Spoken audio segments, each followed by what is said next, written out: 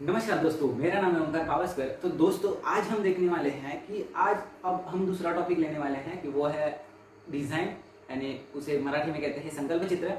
तो दोस्तों हम डिज़ाइन में अब क्या क्या करने वाले हैं तो इस वाले वीडियो में हम देखने वाले हैं।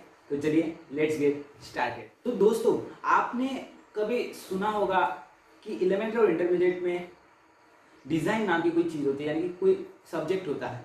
तो उसमें क्या होता है दोस्तों, आपको कोई भी ऐसा स्ट्रक्चर दिया हो, यानी कि आपको सर्कल दिया हो, ट्रायंगल हो, स्क्वायर हो, कोई भी आकार हो, तो उस आकार को लेके हमें उसमें डिज़ाइन करनी है। और वो डिज़ाइन करके उस आकार का हमें क्या उपयोग होगा, हम उसका क्या उपयोग कर सकते हैं। यानी कि हम सर्कल लिया तो उसको बाजू में लकड़ी जोड़ के उसे पंखा बना दिया, पंखे का उपयोग हो गया, उसका यूज हो गया। और दूसरा होगा ट्रायंगल हुआ, हाफ सर्कल हुआ, तो हम उसकी पर्स के आकार का पर्स बना सकते हैं। और जो चाहिए हो हमें दिए हुए आकार का हम बना सकते हैं। तो ये होता है डिज़ाइन में हमें क्या, और डिज़ाइन में हमें दिया होता है कि कुछ डिज़ाइन में क्या होता है कि हमें ऐसे वो आकार देके उनमें कौन से आकार ड्रॉ करने हैं ये भी हमें दिया जाता है। यानी कि सर्कल दिया हो तो उसके अंदर 3 सर्कल निकालो, और फिर उसके साथ 2 ट्रायंगल निकालो, एक पत्ते का आकार निकालो, झाड़ का पत्ता होता है ना, उसका आकार निकालो। ऐसे करके हमें कुछ, वो एक पार्ट हो गया, हमें दिया गया। और कुछ पार्ट में क्या होता है, हमें कोई भी सर्कल या लीजिए, सर्कल दिया हो तो उसमें क्या कहते हैं, करके 4 भाग निकाल के उनमें डिजाइन करिए। ऐसे भी कोई, यानी कि ये सर्कल है, एक लाइन इसमें ड्रॉ कर दी, ये 2 पार्ट हुए।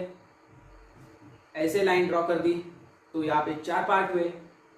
तो इस 4 पार्ट को लेके हमें उनमें एक एक करके डिजाइन बनानी है। तो दोस्तों ये ध्यान में रखना कि हमें एक उस सर्कल के एक पार्ट में हमें डिजाइन करनी हो। तो दोस्तों हमारे मन में क्या आएगा कि हम एक पार्ट में करेंगे पर दूसरे पार्ट में भी हमें वैसा ही डिजाइन करना पड़ेगा, तो वो सेम टू सेम नहीं आएगा। इसलिए हम ट्रेस पेपर का भी यूज कर सकते हैं, क्योंकि यहाँ पे हम पहले ड्रॉ करें एक ट्रायंगल पे, उसका ट्रेस कर लीजिए और बाकी के ट्रायंगल्स पे उसे ट्रेस करके ड्रॉ कर लीजिए। ऐसे भी हम कर सकते हैं। दोस्तों अब बात आती है कि हम जब ड्रॉ करते हैं तब हमें क्या ध्यान में रखना चाहिए, क्या करना चाहिए और क्या नहीं करना चाहिए। तो दोस्तों पहले हमें जो पेपर दिया होगा उस पेपर के मिडल पे जो आकार दिया हो, जो कहा गया हो हमें ड्रॉ करने के लिए, वो मिडल पे ड्रॉ करना है। समझ में आया? जो हमारा पेपर है, यानी ये एक पेपर है, इसके बीच में हमें ड्रॉ करना है। और वो बीच में ड्रॉ करना इतना नहीं है, हमें उस पेपर के साइज के आधार पे बॉर्डर आएगी और उसके अंदर जितनी हो सके उतना बड़ा हमें जो आकार दिया हो उसे ड्रॉ करके डिजाइन में कलर कन्वर्ट करना है। ये हो गया फर्स्ट पार्ट। तो दोस्तों इस पार्ट में हमें मिडल में ड्रॉ करना है। और मिडल में ड्रॉ करते वक्त हमें डायरेक्ट तो मिडल में हम ड्रॉ नहीं करके करेंगे, हमें पहले से ही सब्जेक्ट पता नहीं होंगे। हमें वहां पे सब्जेक्ट मिलेंगे कि हमें ऐसे ऐसे ड्रॉ करना है।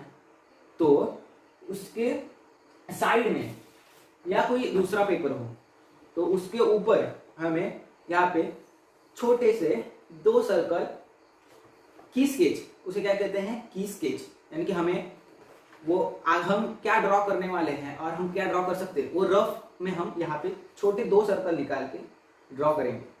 उससे क्या होगा, हमें हेल्प मिलेगी कि हम क्या ड्रॉ कर रहे हैं और क्या ड्रॉ करने वाले हैं। छोटे से की स्केच निकाल के हमें वहां पे ड्रॉ करके एक परफेक्ट स्केच बनाना है, छोटा वाला, और उसको बाद में कन्वर्ट करना है हमारे बिग वाले में। उसको देख के हमें यहाँ पे ड्रॉ करना है, सिंपल है। और जो हम रफ में ड्रॉ करेंगे उनको हमें पट्टी, स्केल या कोई सर्कल निकालने के लिए एक्चुअल मेजरमेंट ऐसा कुछ नहीं चाहिए, हमें सिर्फ रफ निकालना है, इसलिए डायरेक्टली निकाल सकते। दोस्तों जो हमें सिर्फ बीच वाला जो हमारा सर्कल है, कोई हमारा स्ट्रक्चर होगा वो बड़ा निकालना इतना ही नहीं है, हमें जो दिए होंगे कि 2 सर्कल निकालो और एक ट्रायंगल निकालो, एक बर्ड का स्ट्रक्चर निकालो, उसमें ऐसे कुछ दिया होगा, तब हमें वो फिगर्स यानी कि सर्कल, ट्रायंगल वो भी बड़े ही निकालने हैं। छोटे भी निकाल सकते हैं पर ज़्यादा भी छोटे छोटे छोटे करके नहीं। 3 दिए हो तो 2 तो बड़े होने ही चाहिए, एक छोटा हो तो चलेगा, छोटा भी इतना भी छोटा नहीं कि हमें वो दिखना नहीं चाहिए, थोड़ा सा छोटा।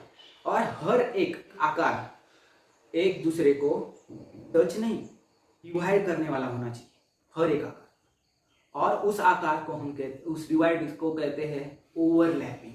अब हम आते हैं दोस्तों की कलरिंग पे। कलरिंग करते वक्त हमें क्या ध्यान में रखना चाहिए? कलरिंग करते वक्त हमें ये ध्यान में रखना चाहिए कि कोई भी कलर हम जब ड्रॉ करेंगे तब वो जो डिवाइड हुए पार्ट है तो उनके पार्ट जो नया पार्ट प्रोड्यूस होगा उसमें कलर अलग होना चाहिए।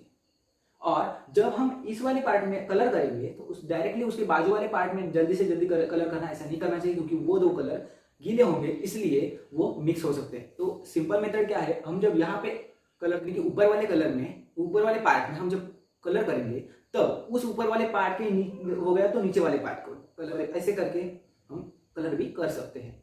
तो दोस्तों ये ध्यान में रखना कि हमें उस कलर के बहुत सारे शेड्स निकालने, इसलिए मिक्सिंग करना बहुत ही जरूरी है। तो कलर मिक्स करते वक्त हमें वो कलर पहले पैलेट में लेके उसके बाद उसे मिक्स करना है। और मिक्स करते वक्त पहले के कलर के लिए एक ब्रश लेना है, उसको कलर लेके उसको भिगो देंगे, साफ करेंगे और दूसरा कलर लेंगे उसके बाजू में और फिर मिक्स करेंगे। अलग अलग ब्रश यूज करना है आपको तो भी चलेगा, आपके पास ज़्यादा ब्रश पड़े हो तो अलग अलग भी आप लेके ड्रॉ कर सकते हैं, ये ध्यान में रखना।